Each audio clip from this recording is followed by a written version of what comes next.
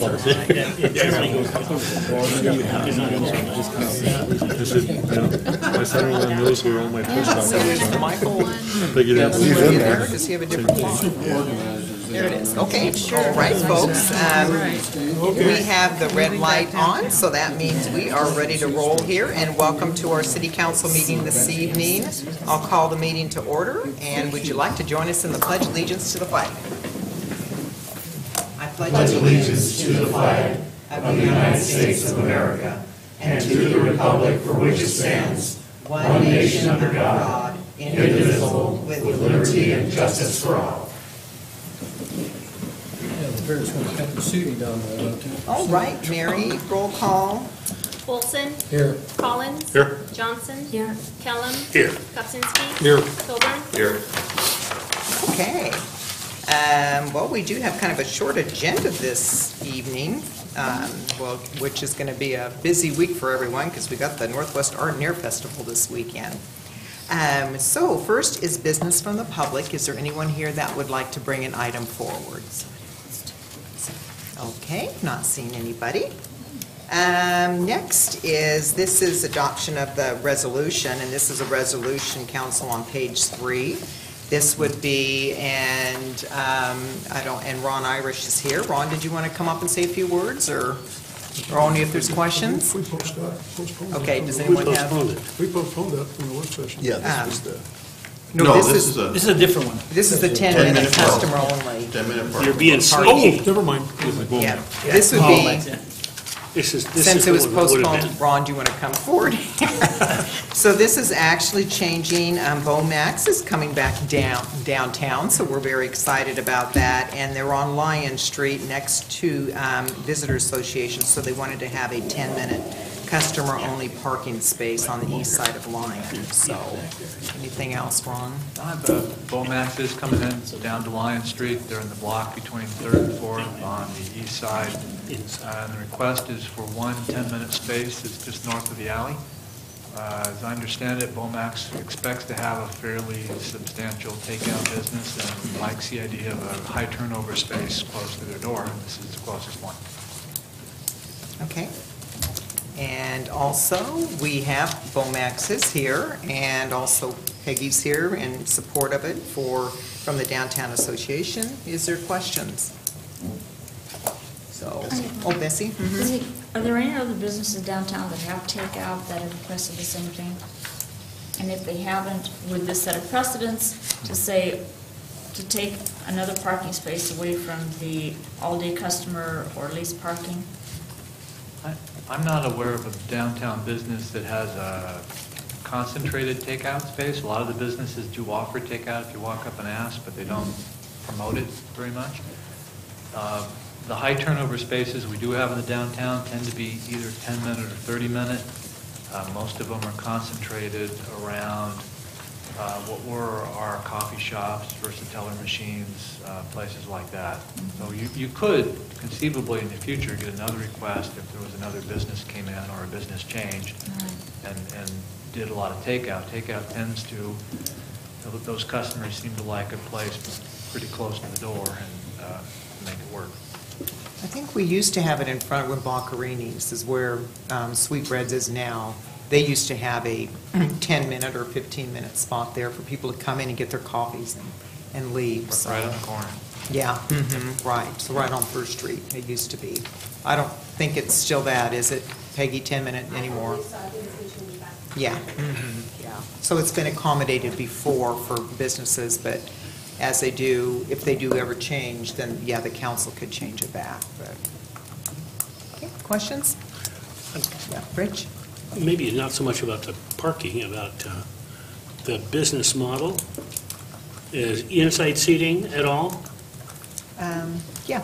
The county has allowed us 15 seats inside, but we'll also have a conference room that we can do in-house catering now for 60, I believe it's 60 to 65 seats.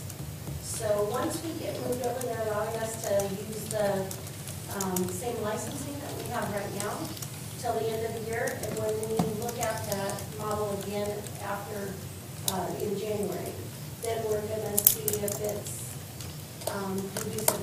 My biggest fear is that I don't have enough seats. And they follow that. And they said, but until you get moved over, let's just leave it the way it is. So I'll have 15 seats. And that's kind of why I like the idea of having that 10-minute parking. Because if there is no seats, then people can take it and go, or, you know. So that's where I'm at right now with using it. So, Mama Bomac, I need you to come up forward and, no, sorry, but, so the tape needs to pick up your name and your last name, and if you can spell your last name too, so the tape recorder needs to pick up all that. My Yeah. first meeting, sorry. Yeah, no, that's fine. I'm Kendra Kniebel, spelled Kneb as in boy, E-L. Okay, and your address.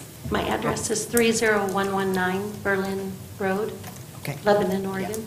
Okay, great. Any questions? Make a motion for adoption of the resolution. Second. Okay, all right, any more discussion? All those in favor say aye. Aye. Opposed, same sign. Okay, you got a unanimous decision here, so it's a go. Thank you. So, yep, we're looking forward to it, so thank you. Okay, that's it on that item. And next, council, you have adoption of the consent calendar. So if there isn't any items that you need to have pulled off this evening for discussion, I'll entertain a motion. Move for adoption of the consent calendar. Second. Okay, all those in favor say aye. Aye. Opposed, same sign. Okay, motion carried. And next is on page 43. This is appointing Joanne Miller to the Planning Commission. And Ray, I think you kind of brought up the question about contact information. Did you get that answered? Did you call up to find out? I'm okay with You're the okay. discussion that we had in the work Okay. session. All right, okay, great. Okay, Move to appoint. Second? all right, any discussion? All those in favor say aye. Aye. Opposed, same sign. Okay, motion carried. All right, next is on page 50, and this one is designating a voting delegate and alternate for the 2016 League of Oregon Cities Conference. And reading in here, it looks like from the council, so far I'm the only one that's attending. Jorge is, Stuart, Sean, and Jessica. Is there any other counselors, if they've decided if they are going to attend, or it's probably too late to sign up, or that I'm? Oh, it's on not that? too late. I It's mean, if not any counselor would like to go, we can certainly make those amendments. Yeah, Your season. so, oh, yeah. Some of us have priority issues. Yeah. in our marker. Okay, so council, you'll need to have voting delegate and alternate, you'll need to appoint. Move to appoint. Okay, and who's that? You and him. You and Jorge? Okay. I think it was Jorge and I last time, and Ben, wasn't it? Yeah. Okay, was there a second? Second? All right, any discussion? All those in favor say aye. Aye. Opposed, same sign. Okay, that's taken care of. And now we have November and December 2016 council meeting dates. Marilyn, did you have anything to say on this? Nothing to say other than we should have had this to you a month ago, but here it is, and it is what it is. So if there are any problems that you see, let us know. Okay, council, do you see any problems? Yeah, the only thing I saw was December, so the work session would count as one of the council meetings, is that correct? It can, yes. A work session is a regular session in terms of public meetings, is that correct? It is. Yeah. Okay. Yeah, the only thing is I did get a doodle poll for the State of Oregon's Public Transportation Plan Committee, and I think one of the dates was tentative as the 5th and the 12th, but none of that has been set, so I'll just work around that whenever I find out what those dates are. Okay?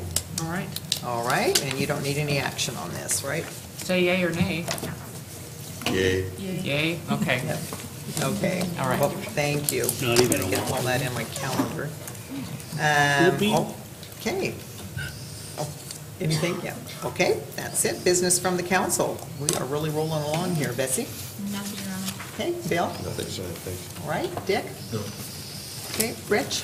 Just remind you of the, think about parking spots on city property that we discussed very shortly at Monday's meeting. Think about what the possibilities you might think there are available, and we can talk about it later. Okay, all right. Is that it? Okay, Ray? Yes, last week I had a good, long discussion with Steve Druckenmiller, County Clerk, as to why the county wasn't going to have ballot measure statements in the voters pamphlet. That was a long discussion, got that all worked out, but there's not going to be any statements. And then he gave me a tour of their new electronic vote counting process system that they've got in the back room. Absolutely fascinating. And he invited all of us to come at any time he'd give us a tour on how the things they can do, and it's mind-boggling. It's data mining. I mean, you can go 27 ways from Sunday to come up with results any way they want, and it's almost instantaneously with the new system that they've got. So he invited any of us to come at any time, and if we wanted to just have a group meeting at some point, like a work session, to go over and he'd give us a tour. You say he can choose his candidate and have it come out that way? That's what I understood you to say. I hope I understood. Why should Oregon be different from the other states? Yeah. This isn't Portland. Okay, anything else, Ray? Okay, Floyd? No, thank you. Okay. The only thing I do, since mostly I have Ron here, put you on the hot seat here, Ron, is Spring Hill Drive. Remember when we did have the neighbors that came about the amount of speed that's on Spring Hill? And mostly they were not wanting the 2 lanes being changed, onto the highway. I have noticed, and I wanted to know if we have ever put the speed counters on Spring Hill towards the golf course side. So this weekend, Sunday, I was watering my sister's plants that lives on, she has a vacation home on Spring Hill. As I was out there for probably about 45 minutes, I was amazed at how fast the cars are going, which is still in the city limits. And I even saw one person, and it's mostly as they're heading out of town, is not as much coming in. They're still speeding coming in, but they're zooming going out of town. And even one person, it's a double yellow, was even zooming, passing somebody on that road. So, I think all of us received an email from, was it Jennifer Neal? And her and I had kind of a conversation back too. And she was going to send a letter, off to our state representatives and with ODOT, and something needs to be really done to slow down the traffic on Spring Hill. So what I was curious, have we ever done the speed counters to find out what the speed percentage, that 85% percentile was for Spring Hill? I don't know that we've done, like the radar trailer, I think APD puts that out, and most often, that can record vehicle speeds, we don't use it for speed studies because it influences the speeds too much. We get an artificially low reading. City staff hasn't set the road tubes out to get speed studies, but Benton County has. And they did that most recently at 3 or 4 locations along Spring Hill in preparation for a report they presented to you about 3 or 4 months ago. When they presented that report to council, there were a couple of changes that were anticipated on Spring Hill, and some of them have happened, and some of them are still in the works. And so of the things that happened, the county was going to add a couple of extra 40-mile-an-hour speed limit signs. I believe those have gone in now. They were going to add a tipping sign for to warn trucks about the super elevated curve at Highway 20. That's gone up. It's near the sewer lift station, just south of where, across from where Tom's is. And we've made a request to ODOT to see if they'll let us put a similar sign on the signal poles themselves. And Benton County and the city have agreed to split the cost of installing speed feedback signs. There are speed signs with a digital display that display the speed the drivers are actually going. We're envisioning 2 of those, one for each direction. One as you head north on Highway 20, one as you come into town from the north. The county's priced those things, got a quote, ordered them, and as soon as they come in, the county will be installing them, and we'll be paying half the cost. So I don't have a precise date when those go in, but those will, I think, have some effect on the everyday vehicle speeds. But it's not the actual, when we put the, you know, the black, you know, tube thing across the road to really get each hour of what these speeds are. We haven't done that. We haven't done it, but the county did it, and that data was in that report they presented. I don't expect it has changed much since then, but we can access it and get it back to you. But, and so was it the location towards the outer edge, or do you remember where it was located? I remember 3 spots. There was one, if I remember coming into town, there was one just outside the city limits. There was one just inside the city limits, and then there was one, at least one approximately midway, somewhere one side or the other of the railroad tracks. There may have been 2. Okay. They generally showed speeds 5 to 6 miles an hour. In the 40-mile-an-hour section, 5 to 6 miles an hour higher than the posted limit. Although they decreased gradually as you came into town. And I believe that if you compared northbound to southbound speeds, the speed of the drivers exiting town was slightly higher than the speed of the drivers entering town for the pieces in the city limits. Yeah. To me, 40 miles an hour is too fast, I think, on Spring Hill. But whatever we can do on the process of trying to slow it down. Looking at it and driving up there, to me, the only solution we'll probably ever see is some sort of traffic calming. Something to kind of, you know, if it's a separator in the middle of the road, something to kind of slow down that traffic. But, you know, even having enforcement out there is not gonna help all the time, so, but yeah. So, I mean, Floyd probably takes that road the most. I do, and what's your thoughts on? Well, my thoughts were, I expressed them at the time that we had to make the choice on the traffic circle. I was a proponent to keep it in, because it slowed folks down. I wanted to keep the double left turn lane. Both of those ultimately got defeated. I think Spring Hill is too high, and with as many driveways and side roads that come in there, we're going to have some serious accidents there as people speed up. And I too have noted that, you know, when people clear Quarry on the northbound, you know, that's when they let it go. Yep. And they're heading for that long straight stretch before you make that turn along the river. And then opposite, when they're coming in, they usually don't slow until they get to Quarry. Yeah. You know, we have both pickups, cars. I just had a conversation yesterday with a person still concerned about the log trucks. But the log trucks and the big heavy traffic are coming that way because of the problems at Independence Highway. And until ODOT does something with that to allow access there, people are going to be forcing anything that wants to come and go through Albany. You know, they can't get here except by Spring Hill. They can't come Independence because of the railroad crossing. They go to Granger. They got the same problem with Granger coming across from Lewisburg. So if you're coming down 99 and you want to go to the freeway, the trucks are going to go to Spring Hill. Yeah, the only thing we can do with the trucks, I think, is the problem, we've talked about this, is diverting them Hickory, but then staff tells us that Hickory was not constructed structurally to handle that big, heavy truck traffic, and it would wear out faster and we'd have higher replacement costs. So not an easy answer.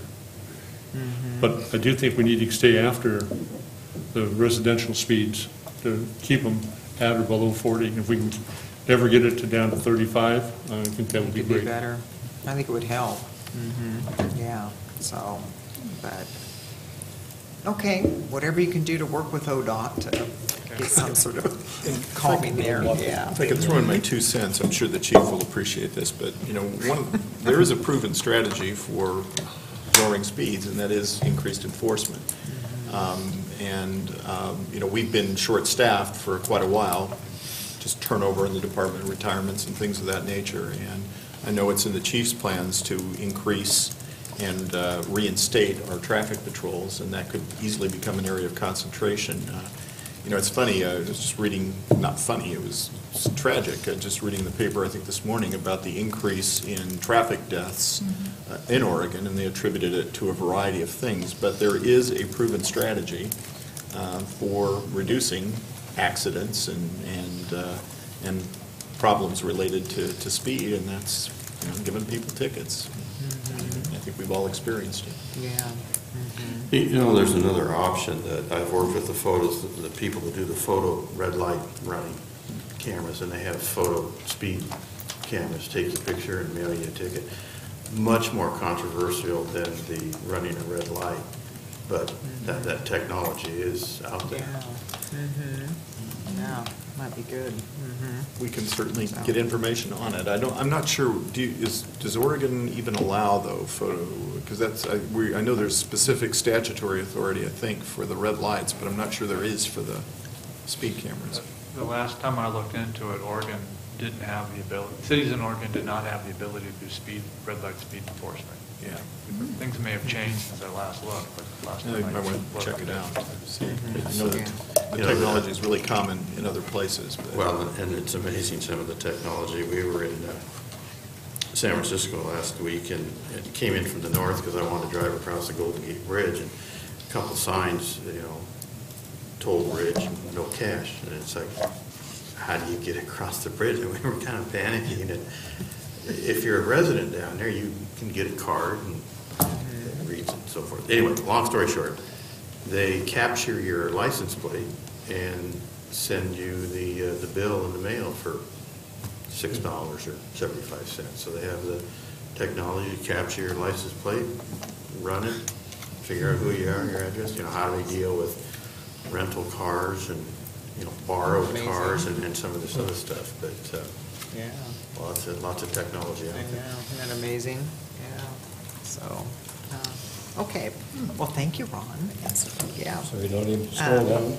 So, Pardon? You don't even slow down? No, in fact, they encourage you, do not slow down. And whereas they've had some problems they've had to deal with, you know, rental cars and that type of thing, that they're just moving cars like crazy, and that's the benefit. Well, the cameras are available, license plate cameras, right next to me. A guy has a license plate camera that you can do 140 miles an hour, and it will still capture your license plate. And, you know, made by Bosch. It's not cheap, but, I mean, the technology's there. yeah. Okay, so that's it that I had, was the Spring Hill Drive concern, but, and then also just reminder, we got Northwest Art and Air Festival this weekend, so great entertainment. It looks like it's going to be good weather too. Lots of volunteers will be coming out to be able to, you know, put on the festival, and we're very grateful and appreciative to everybody that does volunteer. So, but I'm not going up in a hot air balloon this time. Anybody else going up? Marilyn, are you doing it again? Not again. But I Did that would. once, never will do that one Oh, again. it's great. So, Marilyn loved it. No, I loved I'm it. not, no way. I thought it was fun. It was an experience of a lifetime, but yeah, I went with Wes is Marilyn. going She this can time? say I was shaking the whole time. Yeah, so are you going up then? Oh, good. With Floyd. Yeah, oh, and Floyd's going up too? Oh, am I scaring you? Yeah, so, okay, that's it. P-41 scared me. Yeah. Did you have anything, Wes? Councilor Collins had raised the issue of the trestle, and I could give you a real quick report, and Ron may want to chime in. You know, this is an issue that's obviously been around for a long time, and it seems like there's like almost a schedule of trucks that seem to ignore all the different warning devices that have been put there over the years. We have investigated in the past, you know, what the costs would be. We've looked to see if there would be any interest in partnering on some kind of an enhanced warning system. You know, we've talked to the railroad, we've talked to ODOT Rail. The long and the short of it is that if we want to try and do something more than what we currently have, and I emphasize that as opposed to solve the problem, because I don't think anything we're going to do is going to completely solve the problem, because people seem able to ignore almost any warning system you put in place. But we could put in, there are enhanced systems out there.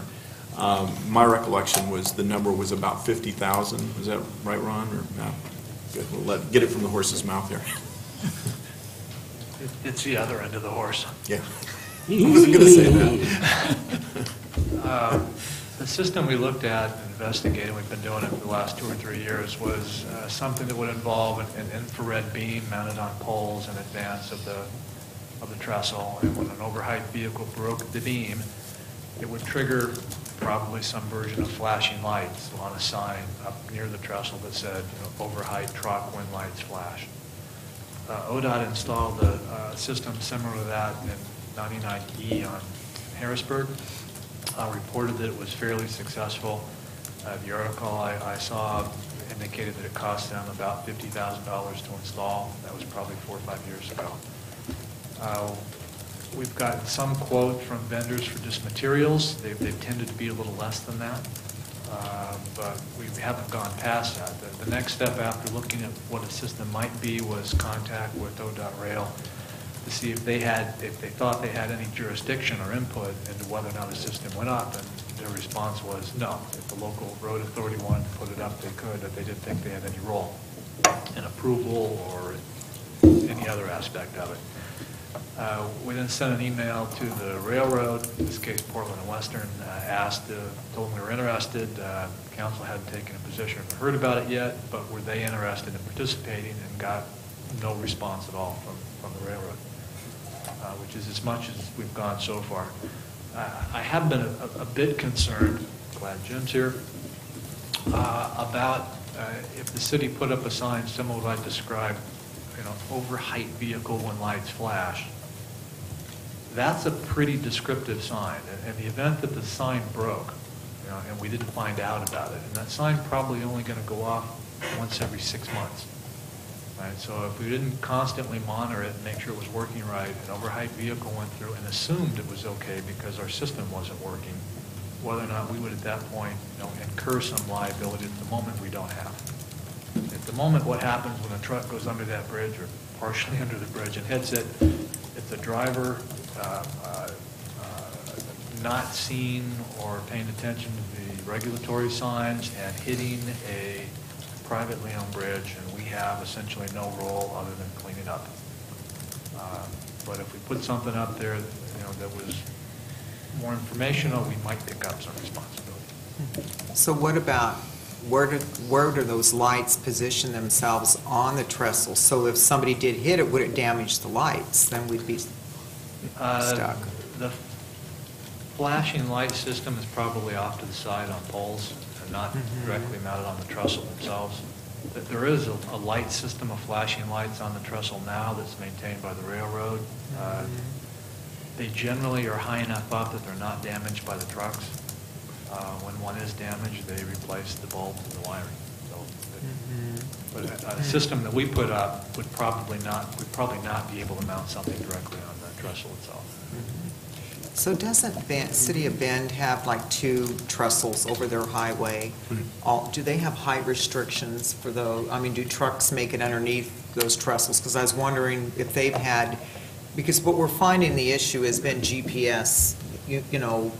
This has been an issue, people hitting this trestle since I was a young kid. Then by the time we've had all of the, the poles and chains that we have, there wasn't people hitting that trestle for many years, very minimal, but now it keeps getting hit from people looking at their, following their GPS to take First Street. So does other jurisdiction, that's what I was wondering, if Bend has 2.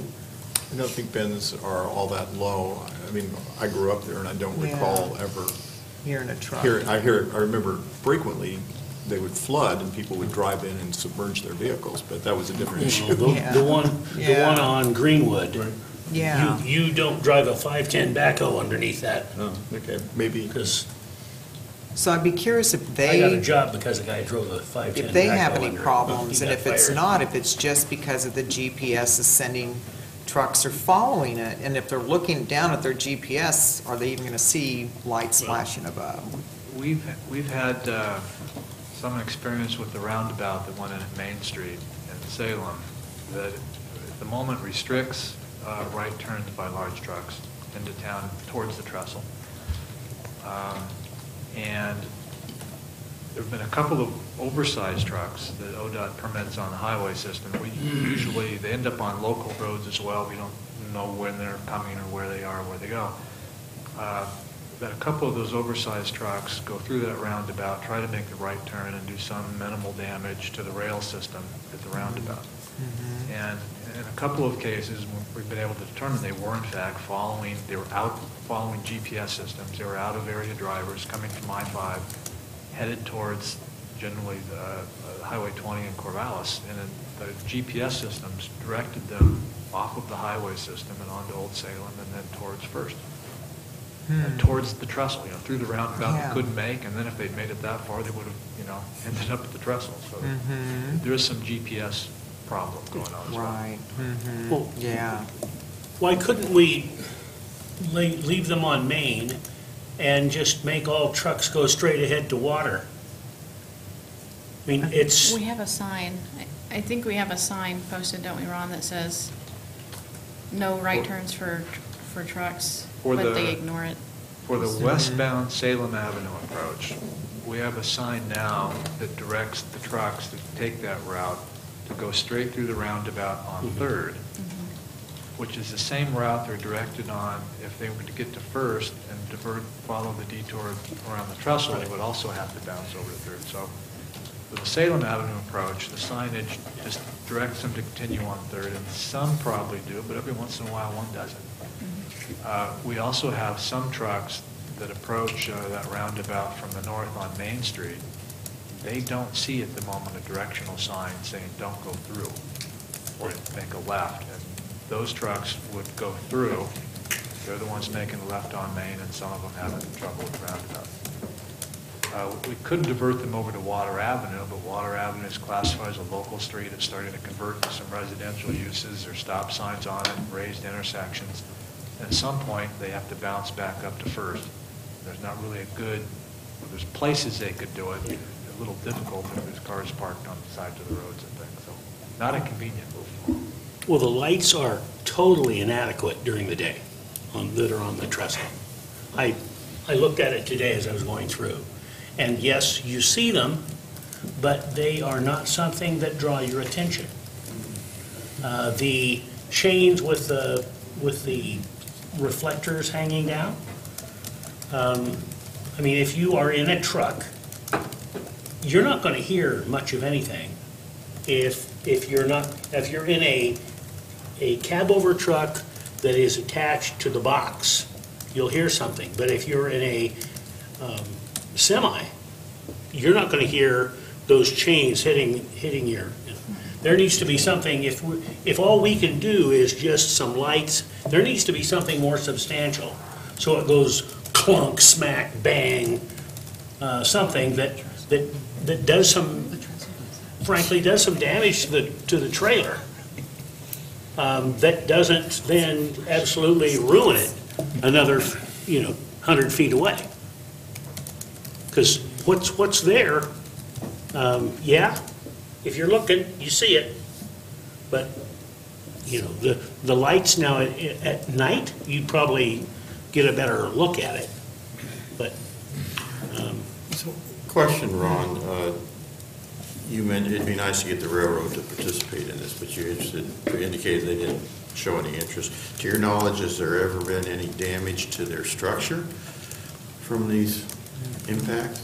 The structure seems pretty robust. It's here, the paint's been knocked off. If I thought they were damaging the structure in some way, then the railroad would have a little more interest in participating. It's not well, that's riveted. I mean, it is amazing, as many times that's been hit over the years, that trestle was built quite well. Yeah, Jim. If I had more than a month in this job, I probably wouldn't ask this question, but I don't. Does this problem present, do we have any history where it presents a significant risk of personal injury, or is it damaging the truck of the inattentive, careless driver? Well, as yet, it has never had any impact on, that I'm aware of, on injury. However, Bad joke about that. it does, there are incidents in other locations across the country where misdirected tour buses, for example, have gone under, lower structures, and there have been injuries and even deaths. Obviously, it's not a high likelihood here. You don't get that many tour buses. The reason I mention that is Ron's observation is a good one, that the greater duty you essentially undertake to try to protect people from poor driving, you always run the risk that then you be deemed to have not properly maintained your system, the light bulb had gone out and you hadn't seen it, and it's, even though you hope that a jury would exercise common sense and not assign blame, juries, like judges historically, like to split the baby, and you get some portion of the responsibility in some cases, and our insurance carrier will assume a cost of defense liability. So it just seems to me there's a balancing of what we're trying to protect. If there is indeed a public safety risk, then of course. But I'm not aware, from my anecdotal knowledge from reading the newspaper over the years, that it's ever been more than a crumple at the top of the box of the truck of the truck driver who wasn't paying attention. Well, and the traffic being held up for uncounted hours. I mean. Well, they can go around Madison or. I don't mean to diminish it, and I'll confess, it's a problem that has frustrated me, because it just seems like it's one that we ought to be able to fix. But at the same time, the concerns that have been raised are legitimate ones that, whose problem is it really, and should we as a city, the residents and businesses of the city of Albany, assume responsibility for a cost that we currently don't have? I mean, we didn't create the problem, so.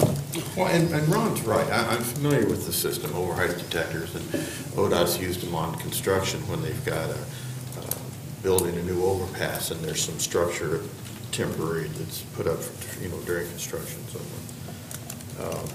they are expensive. I envision signs on the side of the structure, maybe just real simple, kind of along the same line as the rapid flashing beacons, that maybe just said stop, stop, stop, stop, something like that. But it's not just the installation. It's probably not going to be solar powered. So then you've got a monthly power bill, and your minimum bill is probably what, $35, $40 a month, no matter how much power you use.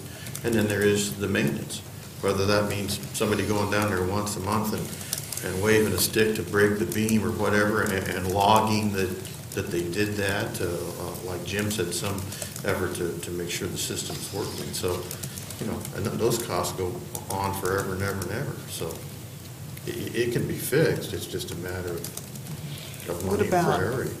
What about if we just added additional chains coming down, where it was just more chains and. Or something on the end of And put a chains. big, huge weight on the end of it or something cheap as a fix. Most of the reports I've heard from truck drivers are that the cab doesn't hit the truck, it's the trailer behind them. And by the time the back of the top of the trailer behind them hits it, they don't see it, and they don't hear it. But would it be, if there was more chains of something, would they hear it more with bells on the end of it, or? And then when the wind blows, the neighbors will complain because they're hearing bells ringing. The First Avenue wind chime. Yeah. 6-inch pipe. I haven't given much 6-inch thought pipe, to, a putting 4-inch something pipe more inside the 6-inch substantial up pipe. there and what the impact of that would be. Yeah. Is So maybe. it possible to have the GPS say something to the effect, caution, low overpass, warn everybody that's traveling that way, caution? It's multiple companies have different ways of updating the GPS, so there's so many companies out there. You might be able to work with one, but there's no guarantee that you're going to cover all of them, yeah. I can't imagine trying to have a discussion with Google. Yeah. But how do they pick up on, Yeah. if we do a major reroute or closed streets, somehow those get into the GPS systems? I assume the traffic circle on Main is now in the GPS systems. Yeah, because we update our GIS system, and we upload some of our information to Google, but not all folks will get it. Well, isn't something better than nothing? Yeah, no, I'm saying, yeah. I think Rich is correct, Sharon, when you talk about more change or bells and so forth. If you have a semi pulling a trailer, like the picture we saw the other day of the most latest incident, the driver's never going to hear it. I mean, assuming that it's absolutely quiet, and he's not listening to the radio, and he's paying attention, he probably wouldn't hit it in the first place. But Well, the problem last week was the driver was coming off of Madison making a left turn, I think. He didn't come down first. Yeah, I think I heard. He was northbound something on too. Madison, made the left. You'll Which have meant more he was liability. really walking on it. Yeah. Because that's not much space to get up to speed. Well, that's You'll have true, more yeah. liability if you end up hanging heavy weights on the chains to then get knocked off by the vehicle and go goodness knows where. So, again, my suggestion, if you want to look into more things that could be done, is ask Ron and his team to, take a look at what's out there in the industry and come back and give you what you can do if it is something you are prepared to throw money at. But I mean, you will have to, as Bill suggests, there will be an initial capital cost of some amount, and there will be an ongoing operation and maintenance cost. The more likely to be successful, the more expensive it will be. And there is not a vehicle to get the railroad to pay for it. There's not a mechanism whereby we It's can not force their it. problem. Pardon me? It's not their problem. Yeah. We're the one that's putting the street there. Yeah, I'd Or even, ODOT is, or, depends what road it is. yeah, I'd even thought that it might be worthwhile to see if there were some large commercial insurers that have paid out enough claims over time that they might be willing to contribute, but I'm not sure. I mean, there's so many insurance companies, it's probably pretty hard to track that down. But we can look, we'll at least look again and see if there's some options that Yeah. might be cheaper. Okay, that'd be great, I think. Just kind of explore a little bit more, but yeah. Okay. How about, Great. Trip Check for the ODOT has up, whenever they have a construction site, you go to Trip Check, and they'll have a little flag there, that says construction or danger or something. Now, that may be where Yeah, if we Where, can upload into Trip Check kind of and Google feeds into them, I don't know how much difference it would make, but I think we ought to make that kind of Yeah, effort. yeah, we'll look into it from, I think, multiple angles, but I definitely look from the GIS side to see how we can actually put some kind of pointer there that says height limitation, so at least it pops up for them. Put a big X on it. Yeah. on Trip Okay, Check. great. All right. Thank you, Ron. And Wes, that was, you brought that item up. Anything else? Just that I've been asked to give a talk to DEQ on Friday about city and DEQ partnerships. Good. Yeah. Stop that. Be careful. And this is as opposed to city DEQ conflicts. So anyway, I'll be doing that, just in case there's any coverage of that. I didn't want you to think that I was. Did you ask them to put it off long enough to find out what their requirements are going to be before we have Yeah, I think this one's. we have a good time with them or a nasty time with them? Well, I'll try and put a good word in with folks that I see up there. So DEQ or EQC? No, well, this is DEQ, it's the administrative staff. A member of the EQC will be there, but, it's, so. Anyway, that's just to let you know. All right. Okay. Marilyn, I know you had some. Two things, and Wes is going to help me with one of them. The first thing is the follow-up on the request for changing the ordinance related to pot-bellied pigs. We did some research and discovered that there are 2 cities in Oregon that regulate them. The others do not. Other cities don't allow swine in city limits. The 2 that do are Portland and Springfield, and one has they both have size restrictions, size and weight restrictions, and Springfield requires that the animals be neutered. But beyond that, cities don't allow, they don't distinguish between pot-bellied pigs and swine. Okay. All right. Who enforces it? Well, that's the question. The enforcement is an issue, so it's simply up to you if you want to make changes. You made the change for the 4-H animals, Spending too and much money on that would be pure work. Okay, We can you have tell Hartford. us how they regulate the pot bellies? I have no idea. Okay. They must have more cops than we do. Because Well- somebody would have to inspect them, girth inspectors or something, I'm not certain, I don't know. If I Bring can, a scale. yeah, I mean, Well, it depends on how your philosophy of law enforcement. If you're going to insist on inspecting every pig, yeah, that's probably going to cost some money. But if you go out when somebody is causing trouble with a pig. Don't go there. Very occasionally, I would think. But if there's only one, the chief could drive by every once in a while. Check it out, make sure it's. I'm not interested. So we're going to shrug it off, or we're going to do something about it? So, council? I, for one, am not interested in addressing the issue. I would agree with the city manager's comments several months ago, that he's never had real good success in that whole area, so I'm not interested. Well, I thought we had to accommodate our constituents, if they might have small, non-trouble-causing pigs. Okay. I think how do you enforce that part would be, how do you know if you set a size limit, then how do we enforce that? Well, they were complaining that guy's got too big a pig. Cops go out and they cart it off if it's too big. We have better And things. then do what with it? And do what with it? I can see the Save Blue the pig. Pardon? I can see the signs, the Yeah. Save Blue the pig. Oh. Well, Wouldn't yeah. it be pink?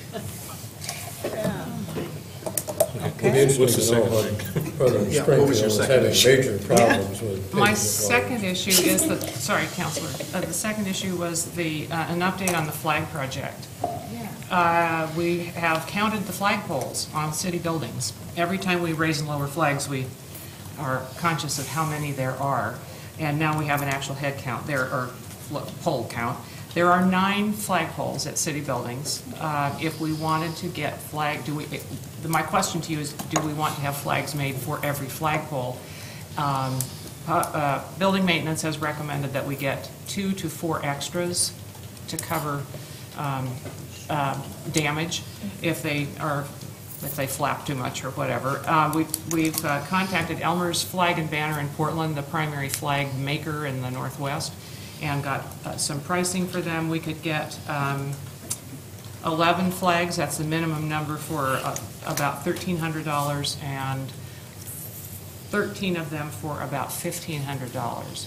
We will have a mock-up, an actual cloth flag, tomorrow.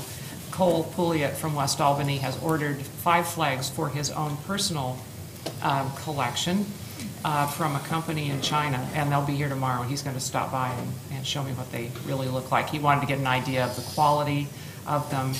The price for the flags from Portland are their top quality flags, $112 each. So where are you going to have them, down at the front counter down here to look at, or? He's just going to drop by with one to show me, but if I might be able to talk him out of it so you could see it as well. Are they polyester or nylon? I don't know. or- I don't know.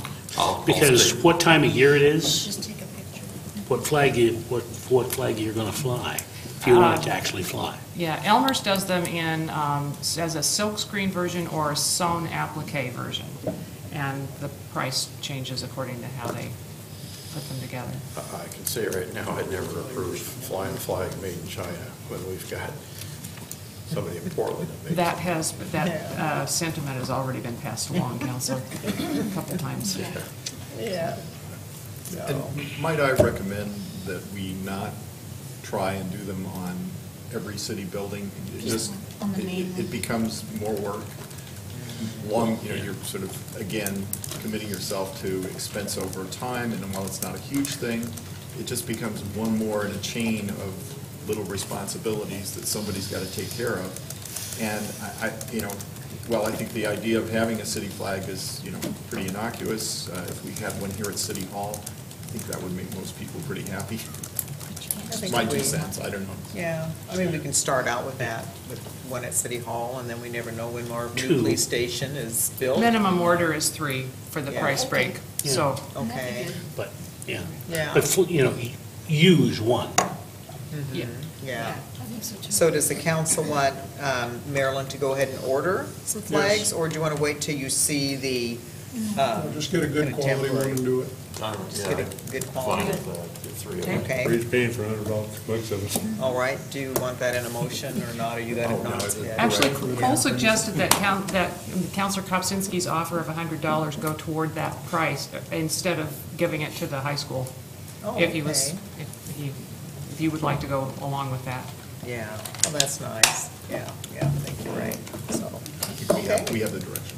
Yeah. Thank you. Great. Wonderful. Okay, that's it, Marilyn? That's it. Well, a reminder that you will be in the Veterans Day Parade again. Oh, yes, you did get the We application. got the application today, and I'll be reserving the trolley for you. Okay, reserve the trolley, and it's on Oh, yeah. I believe it's a Friday this year. It is. Isn't it? Yeah, on a Friday. So. Probably.